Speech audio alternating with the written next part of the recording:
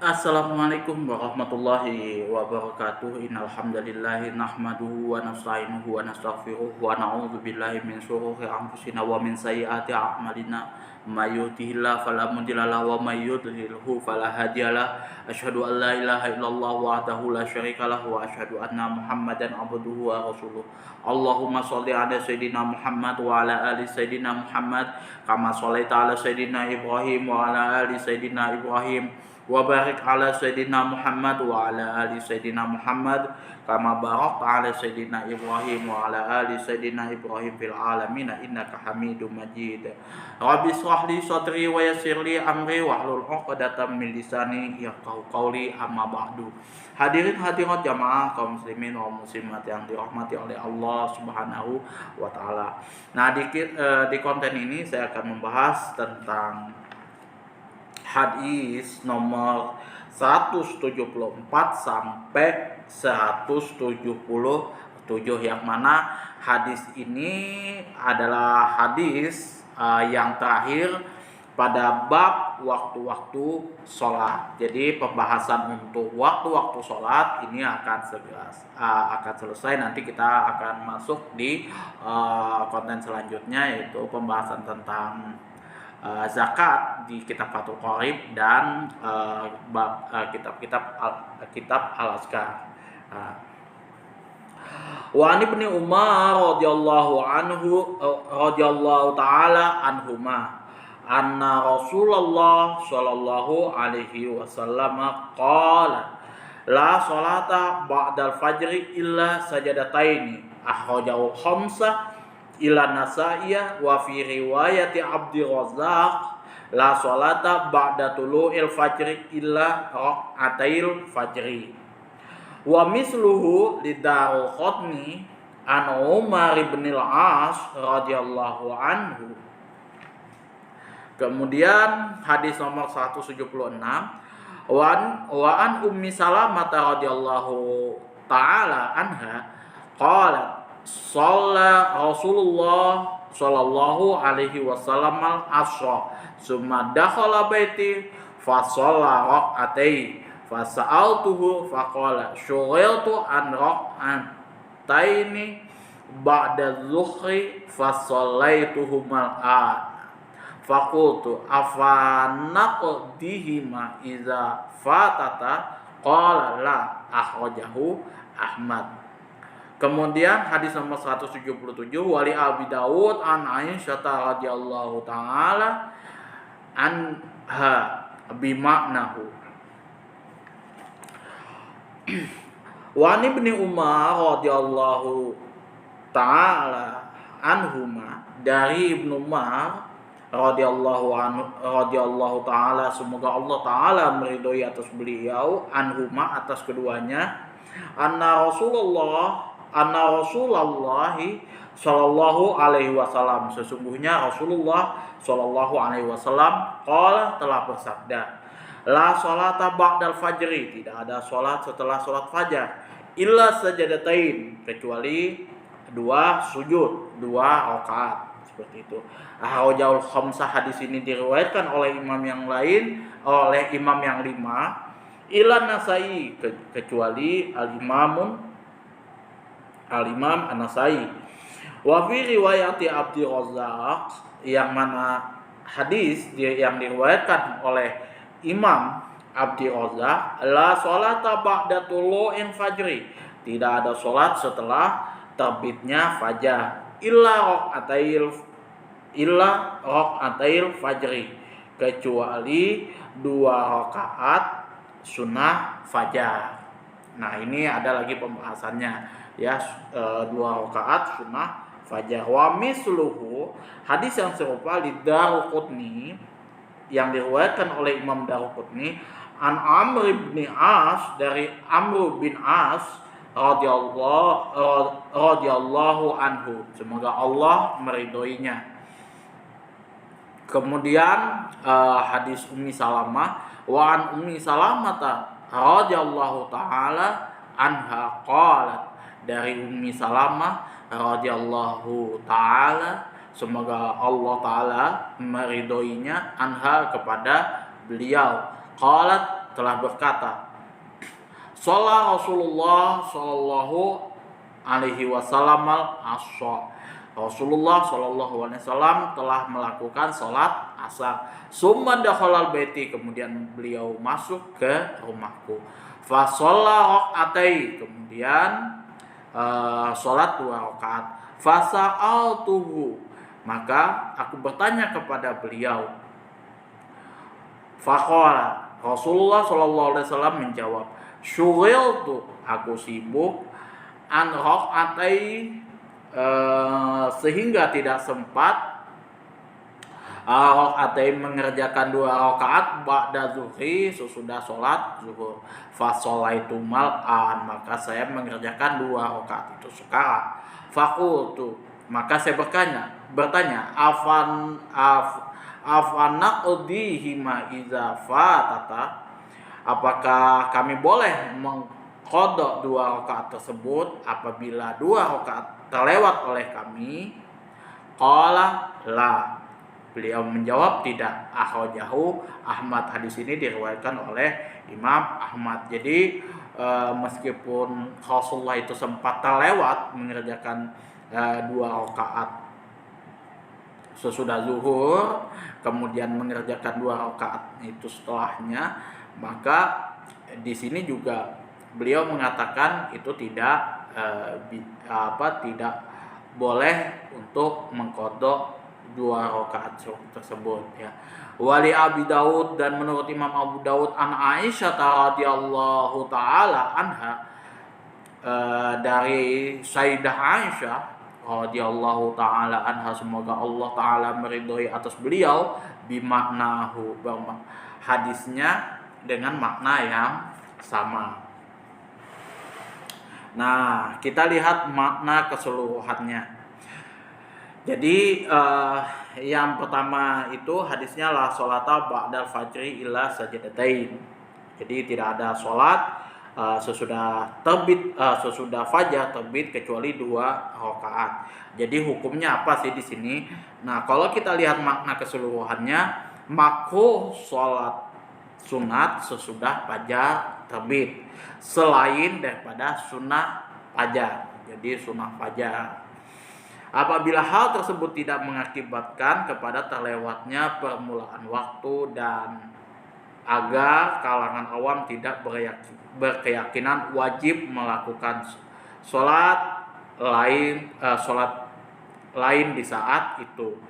Segolongan ulama mengatakan haram karena berpegang pada makna lahiriah. Nafi yang dimaksud ialah larangan.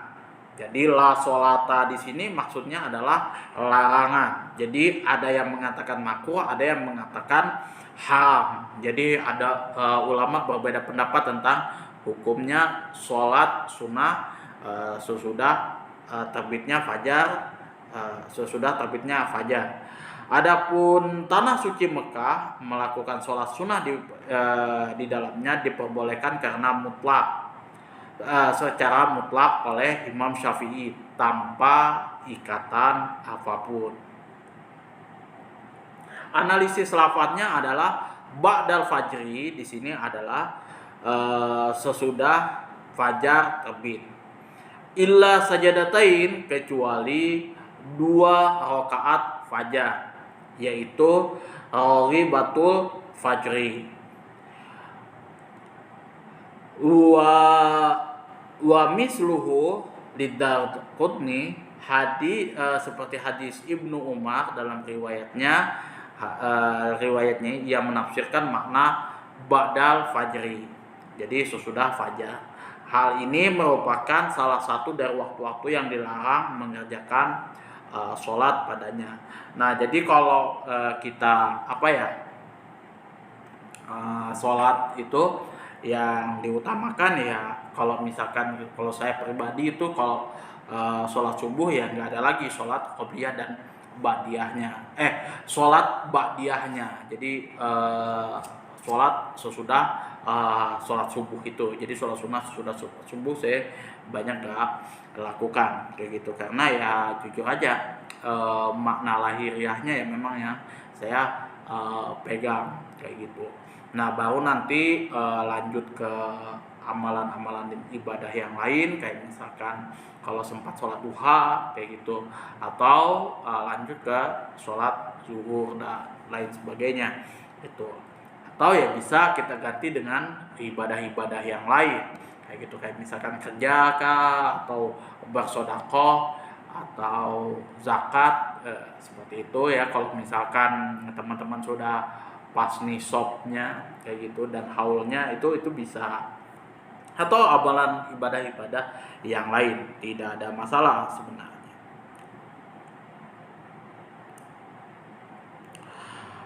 Fikih hadisnya adalah haram mengerjakan sholat sunnah fajar terbit sebelum melakukan sholat sunnah subuh, kecuali sunnatul fajri, itu sholat sunnah fajar. Nah kemudian hadis dari Ummi Salamah menceritakan juga hadis Ummi Salamah ini saya langsung lanjut saja karena ini sudah terakhir juga. Kalau kita lihat makna keseluruhannya dari Ummi Salamah tersebut, bahwa Rasulullah SAW di sini mempunyai kekhususan hukum tersendiri. Hal itu sebagai keistimewaan dari Allah Subhanahu wa Ta'ala. Jadi ada sifat khususnya Rasulullah Sallallahu Alaihi Wasallam, seperti halnya Rasulullah nikah lebih dari 4. Itu adalah sifat khususnya daripada Rasulullah Sallallahu Alaihi Wasallam. Ada juga yang mengatakan kalau misalkan di hadis seperti ini, qabada Rasulullah Sallallahu Alaihi Wasallam ba'da nisaihi summa yusalli wa lam yatawadda. Nah, Imam Syafi'i mengatakan bahwa itu adalah sifat khususnya Rasulullah SAW. Jadi artinya seperti ini, Rasulullah SAW itu pernah mencium sebagian istri-istrinya, kemudian beliau sholat tanpa berwudu. Nah, kalau Imam Abu Hanifah mengatakan ya, kalau yang namanya bersentuhan kulit itu tidak ada masalah ya, seperti ini tidak ada masalah, karena ya yang namanya lamsun itu artinya bergaul ya, berjima seperti itu. Nah karena juga Rasulullah SAW pernah mencium istrinya, ya sudah otomatis kulit ketemu kulit.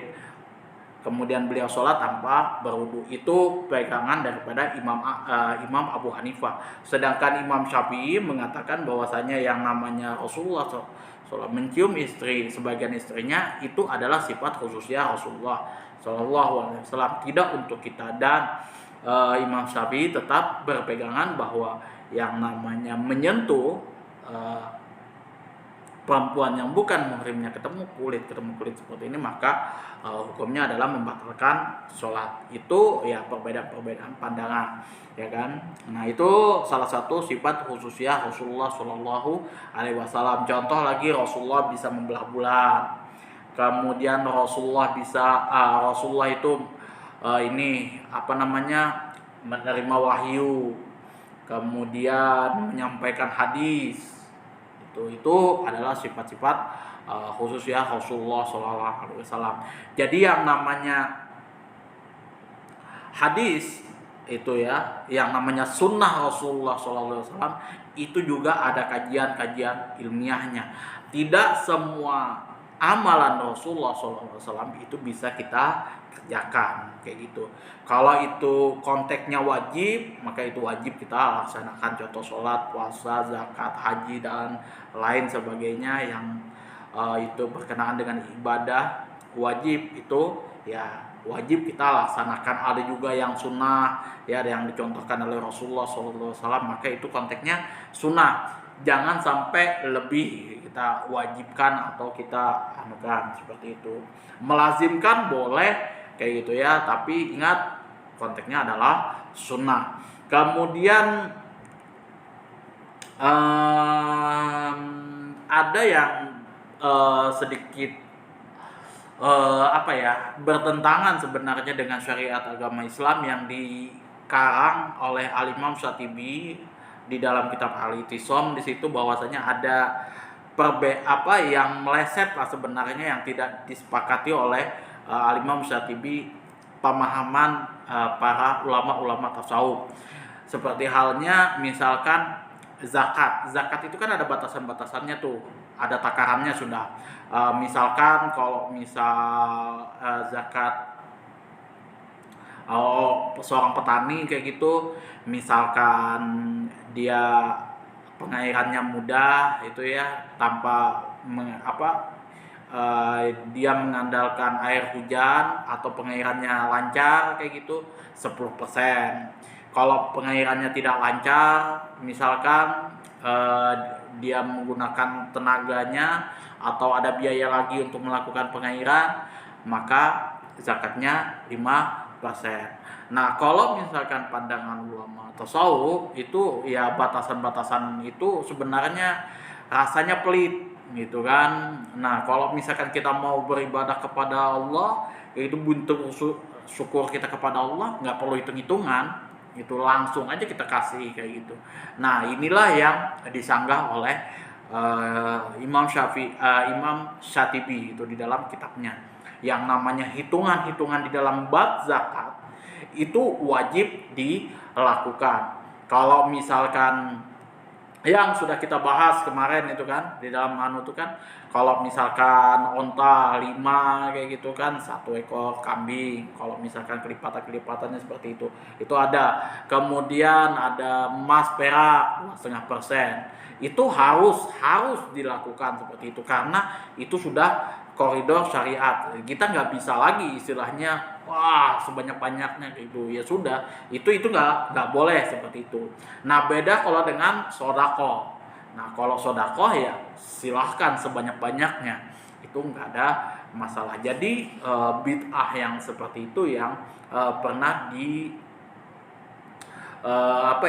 dikoreksi oleh Al-Imam Syatibi itu kalau berkenaan dengan ilmu tasawuf.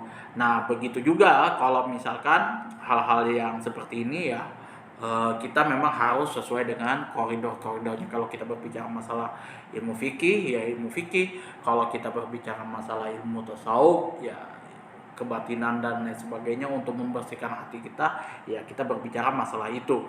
Nah, jadi semua itu ada porsinya masing-masing. Itu pembahasan ya sifat khususnya Rasulullah SAW.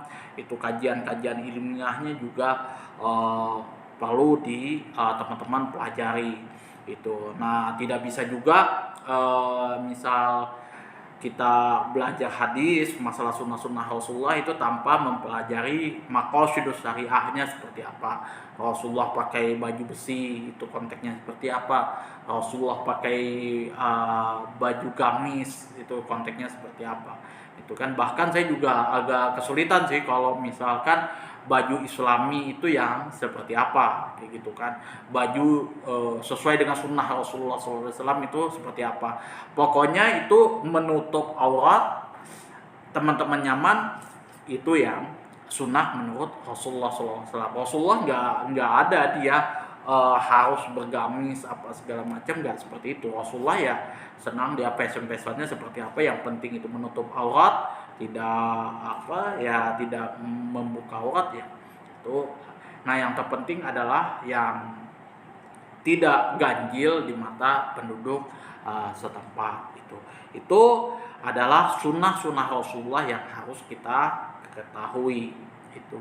Jadi maqasidus syariah itu juga harus teman-teman pelajari juga itu di dalam kitab Al-Muwafaqat karya Al-Imam Syatibi itu. Jadi ada dibagi 3, ada daruriyat, kemudian hajat, kemudian di situ ada tahsiniyah. Nah, itu juga wajib itu ya, teman-teman kaji di situ. Kemudian di antaranya ialah difardukan sholat lail atas beliau. Jadi Rasulullah SAW itu selalu sholat malam karena itu fardu bagi Rasulullah SAW. Apabila beliau mengerjakan suatu amalan sunat di suatu waktu, beliau wajib menepatinya dan tidak boleh meninggalkannya di masa-masa selanjutnya. Nah, ini adalah sifat khususnya Rasulullah SAW. Tapi kalau umatnya ya terserah, itu kan sunnah. Nah, kemudian analisis lafadznya adalah maka aku bertanya kepadanya. Pertanyaan itu menunjukkan bahwa Rasulullah SAW belum pernah mengerjakan sholat tersebut sebelum itu di rumahnya. Sedangkan Ummu Salamah mengetahui tentang larangan sholat tersebut. Karena itulah ia mengajukan pertanyaan kepada beliau. Kemudian syughiltu an raq'atai ba'da zuhri, artinya adalah perkara yang menyebabkan beliau sibuk ialah karena beliau kedatangan delegasi yang terdiri atas sejumlah orang di kalangan Bani Abdul Qais. Riwayat ini diketengahkan oleh Al-Imam Tirmizi melalui Ibnu Abbas radhiyallahu taala anhuma, yang mana di sini menyebutkan bahwa Nabi SAW kedatangan harta rampasan kalau tidak salah, maka beliau sibuk dengannya hingga melewatkan sunat 2 rakaat sesudah zuhur. Nah, di dalam riwayat yang diketengahkan oleh Imam Abu Dawud melalui Sayyidah Aisyah disebutkan hal yang semakna dengannya. Lafadznya adalah sebagaimana berikut. Annahu sallallahu alaihi wasallam kana yusalli ba'dal asri wa yanha anha wa yuwasilu wa yanha anil wisal. Rasulullah SAW pernah melakukan sholat sunnah sesudah asar, padahal beliau melarangnya. Beliau melakukan wisol, padahal beliau melarang wisol. Nah, wisol itu artinya puasa terus menerus di siang hari hingga malam hari berikutnya tanpa makan, sahur ataupun berbuka. Itu puasa wisol. Tapi Rasulullah melarang wisol. Itu puasa wisol. Jadi harus ada bukanya, kayak gitu. Paling tidak yang paling bagus itu sudah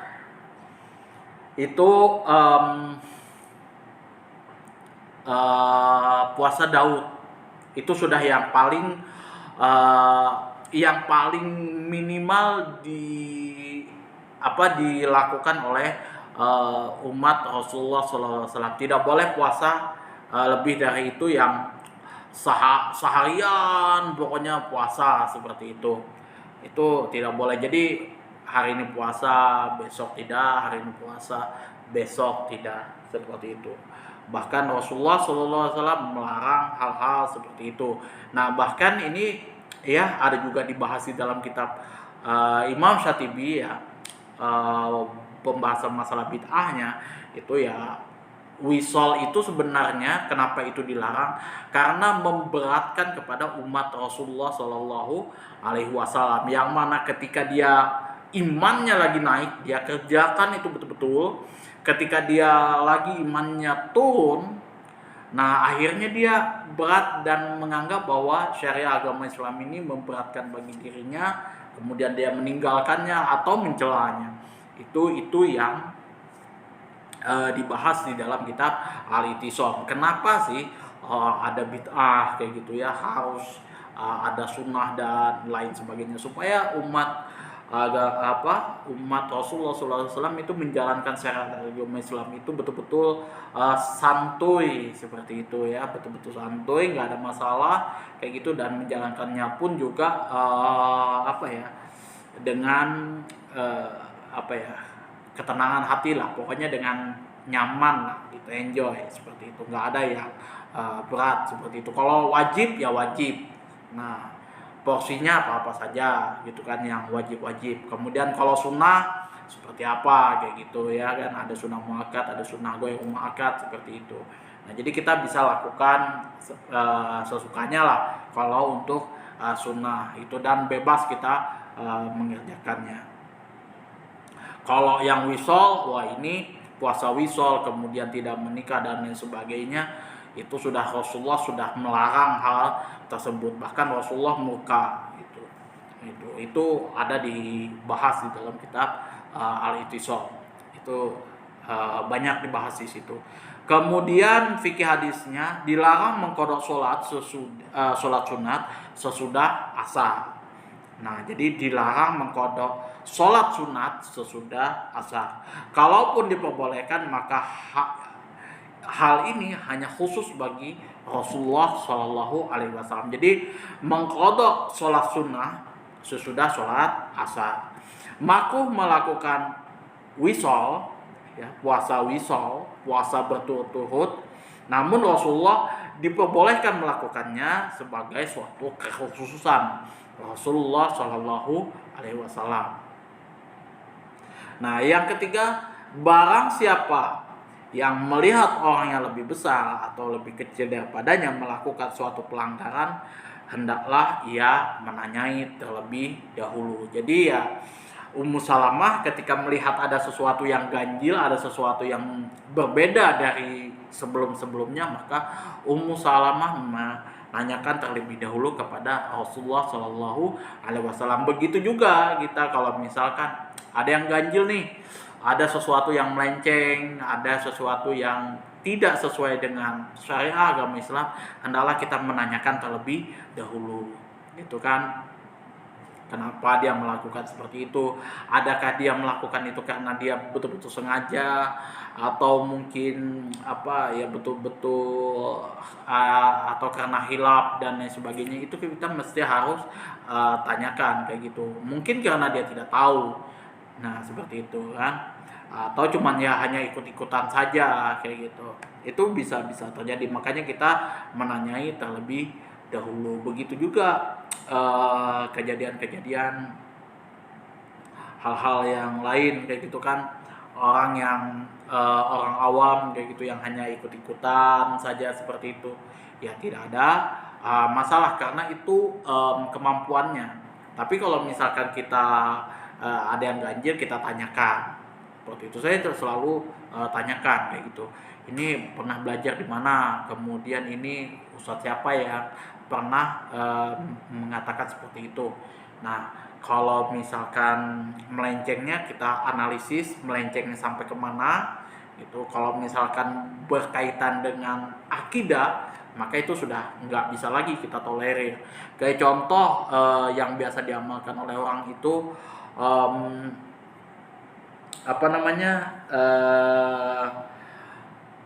mengubur kepala sapi di makam. Nah, itu banyak biasanya itu di makam keramat dan lain sebagainya. Itu nggak boleh, itu adalah bid'ah dolalah. Itu adalah bid'ah dolalah itu ya. Jadi yang namanya sembelihan di kuburan itu nggak boleh, apalagi ditanam sebagainya.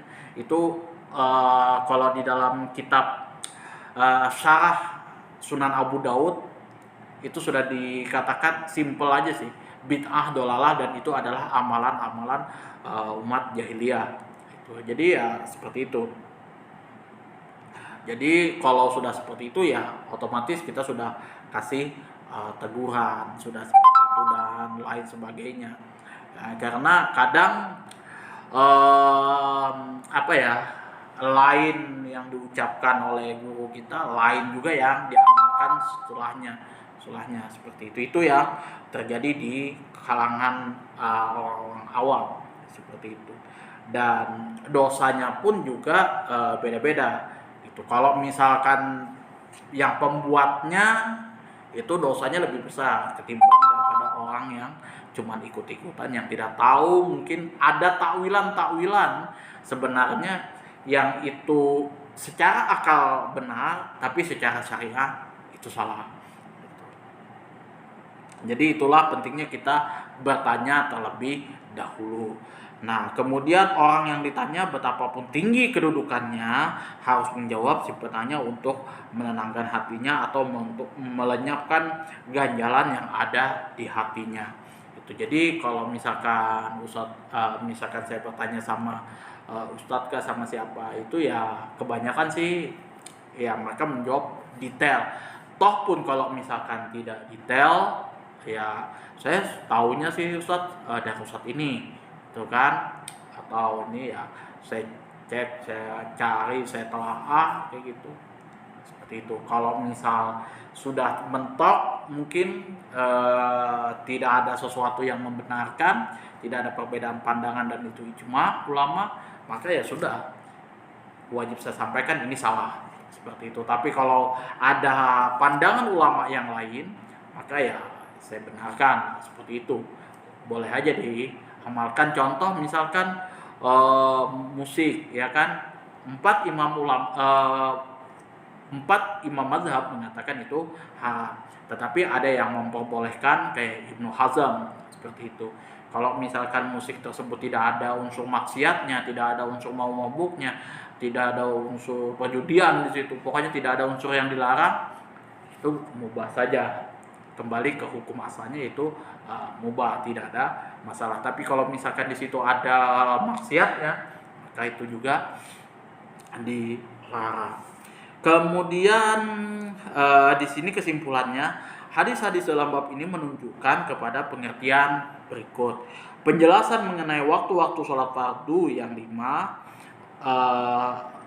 penjelasan mengenai waktu-waktu sholat fardu yang 5, waktu-waktu yang dilarang di dalamnya melakukan penguburan jenazah, sholat, penguburan jenazah dan sholat. Waktu-waktu yang sebagian diantaranya mempunyai keutamaan di atas sebagian yang lain, dan amalan yang paling utama ialah mengerjakan sholat di awal waktunya. Ini adalah kesimpulan dari hadis-hadis yang sudah kita bahas, ya kan. Mulai dari hadis nomor berapa yang kemarin kita bahas itu ya, mulai dari hadis nomor 151 di dalam kitab kitab sholat, bab waktu-waktu sholat, sampai yang terakhir adalah 177, yang mana hadis ini sebenarnya ada dua konten ya, dua video, tapi saya jadikan satu, seperti itu kan, karena nanggung juga. Kemudian yang kedua, disunahkan menunaikan sholat asar dan sholat subuh di awal waktunya, menunda sholat zuhur bila cuaca sangat panas, kemudian mengakhirkan sholat isya dan menjadikan 2 azan untuk sholat subuh. Masing-masing azan mengandung faedah dan alamat atau tanda yang menunjukkan kepadanya, serta di antara kedua azan tersebut terdapat tenggang waktu. Nah, jadi disunahkan menunaikan sholat asar dan sholat subuh di awal waktunya, menunda sholat zuhur bila cuaca sangat panas, mengakhirkan sholat isya dan menjadikan 2 azan untuk sholat subuh, yang masing-masing ada tandanya dan lain sebagainya. Nah, itu juga kita sudah bahas di hadis-hadis sebelumnya. Jadi sunnahnya ada yang seperti itu. Jadi kalau misalkan teman-teman melakukan sunnah di awal waktu, itu tidak ada masalah. Itu juga sunnah Rasulullah Shallallahu Alaihi Wasallam. Kemarin kita sudah bahas ada 3 amalan yang disukai oleh Allah Subhanahu Wa Taala. Yang pertama mengerjakan sholat di awal waktu. Yang kedua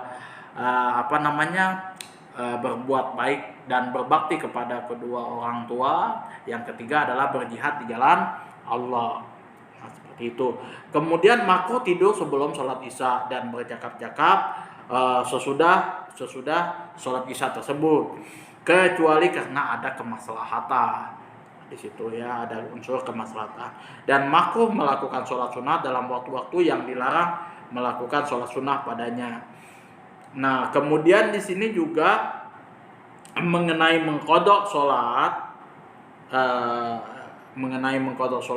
hal ini hanya khusus ya bagi Rasulullah Shallallahu Alaihi Wasallam. Jadi mengqadha sholat sunnah itu adalah sifat khusus ya Rasulullah Shallallahu Alaihi Wasallam, tidak untuk umatnya. Jadi kalau misalkan tertinggal sholat sunnah, itu kan sholat sunnah baik itu qobliyah ba'diyah, yang gak usah diqadha. Yang qadha itu adalah sholat wajib saja gitu, supaya teman-teman umat-umat Rasulullah itu tidak berat di dalam menjalankan syariah agama Islam, seperti itu. Makanya juga ulama-ulama fikih itu ya menjelaskan secara detail betul hukumnya ini wajib, sunnah dan lain sebagainya itu. Jadi ya nggak bisa juga kita mentah-mentah Al-Quran hadis langsung kita telan mentah-mentah, karena kita tidak tahu nih, kemampuan kita tidak tahu menganalisis ini wajibkah,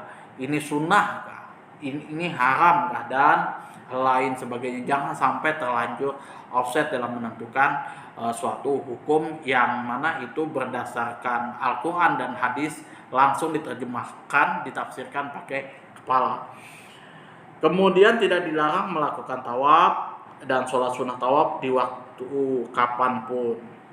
Itu. Jadi ini khusus yang berlaku di Masjidil Haram, orang Mekah itu. Kapanpun itu kita bisa melakukan tawaf dan sunat tawaf itu. Tapi itu untuk orang-orang yang memang sudah ada di Arab Saudi sana, itu kan. Kemudian juga ada pertanyaan dari teman saya, ini apa hukumnya PUBG? Ya, kemarin sempat rame dibahas haramnya PUBG, wacana haramnya PUBG, dan saya pun juga masih mempending. Sebenarnya ini saya pending sih, karena saya belum lihat draft pandangan-pandangan MUI di dalam masalah haramnya tersebut. Jadi saya belum tahu lagi dalil-dalilnya apa saja, kemudian hukumnya ya seperti apa. Tapi memang itu ada gambaran-gambaran dari Majelis Fatwa MUI, terutama yang ada di Aceh. Itu yang pertama karena pernah disalahgunakan oleh seseorang, ya, itu menginspirasi seseorang untuk melakukan pengganas atau terorisme, itu yang seperti halnya di New Zealand kalau tidak salah ya, yang di Facebook itu. Dan itu sih sebenarnya kalau alasan seperti itu tidak bisa juga bahwa PUBG itu haram. PUBG dan game sejenisnya itu haram. Karena kalau kita menelaah itu, kita harus lihat juga kondisi psikologis daripada seseorang tersebut. Bisa jadi karena ada unsur dendam, dia menggunakan PUBG atau game sejenisnya itu untuk mensimulasikan bagaimana melatih insting dia menembak dan lain sebagainya. Kemudian dia melakukannya langsung di tempat terbuka seperti itu. Tapi sih kalau menurut saya pribadi, kalau cuma satu itu saja nggak bisa menjadikan bahwa hukum PUBG dan game sejenisnya itu haram, kecuali misalkan dari 10 orang pengguna game PUBG tersebut, game PUBG atau Free Fire itu ya kan, dan sejenisnya, misalkan ada 10 orang, 7-nya melakukan hal seperti itu, 7 orang yang melakukan seperti itu, langsung saya begitu main itu langsung hasrat, langsung ingin membunuh kayak gitu kan, dengan santuinya kayak gitu. Itu baru game itu bisa kita lakukan analisisnya bahwa game itu haram. Tapi kalau misalkan hanya berdasarkan faktor psikologis dari satu orang ini saja dari sekian juta pengguna PUBG, nggak bisa seperti itu. Karena kalau misalkan sudah seperti itu sudah menyangkut, kita harus lihat, kaji psikologi seseorang seperti apa itu. Yang kedua, bahwa game PUBG dan sejenisnya itu rentan melalaikan seseorang untuk beribadah kepada Allah Subhanahu wa Ta'ala. Takarannya pun juga saya masih ragu ya, karena yang namanya kemajuan teknologi, kemajuan zaman itu pasti cenderung menjauhkan umat Rasulullah untuk menjalankan ibadahnya seperti itu. Apalagi kalau kayak sekarang itu ya kan, sulit sekali kita kayak sekarang itu sulit sekali orang sudah ketagihan apapun itu, gadget kah apakah itu bisa ya bisa fokus lah beribadah kepada Allah Subhanahu wa Ta'ala. Contoh, kita nggak usah game PUBG atau sejenisnya, itu WhatsAppan aja, YouTubean, menggunakan YouTube aja, live streaming aja, seperti itu. Itu kalau misalkan kita nggak ingat-ingat, ya bablas semuanya, seperti itu. Sama halnya kayak misalkan WhatsApp kayak gitu, kemudian Facebook, ya itu bisa jadi baik, bisa jadi itu disalahgunakan, seperti itu. Ya itu tergantung daripada individu masing-masing, dan itu keadaan-keadaan ini bukan berarti kita bisa mengharamkan suatu produk tersebut. Itu kayak PUBG dan sejenisnya, Free Fire, itu nggak bisa seperti itu. Jadi semua yang melalaikan kepada ibadah kepada Allah Subhanahu wa Ta'ala itu banyak. Itu bisa jadi live streaming YouTube, itu juga bisa melalaikan kita kepada beribadah kepada Allah. Apakah itu juga masuk haram? Nah, seperti itu. Jadi nggak bisa kalau misalkan hanya kesalahan daripada seseorang pengguna itu menyebabkan segala sesuatu itu menjadi haram. Contoh misalkan seperti ini,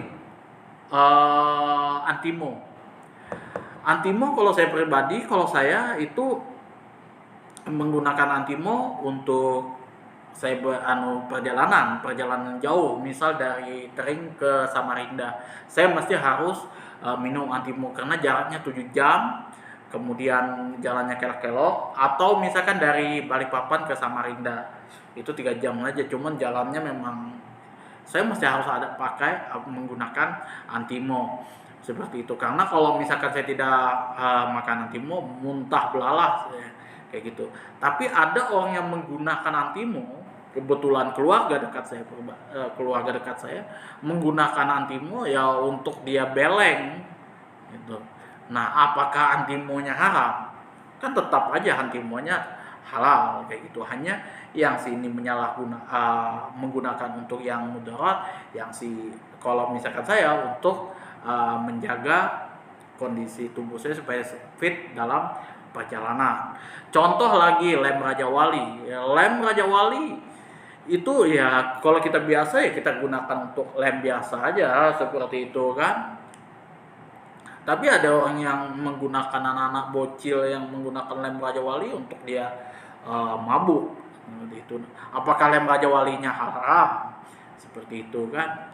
Ya itu masih analisis saya dalam hal ini ya, wacana haramnya PUBG itu sendiri. Karena walaupun saya bukan pemain PUBG, bukan gamer juga, saya kalau misal menentukan halal dan haramnya itu juga harus berdasarkan kajiannya. Nah, nanti saya bisa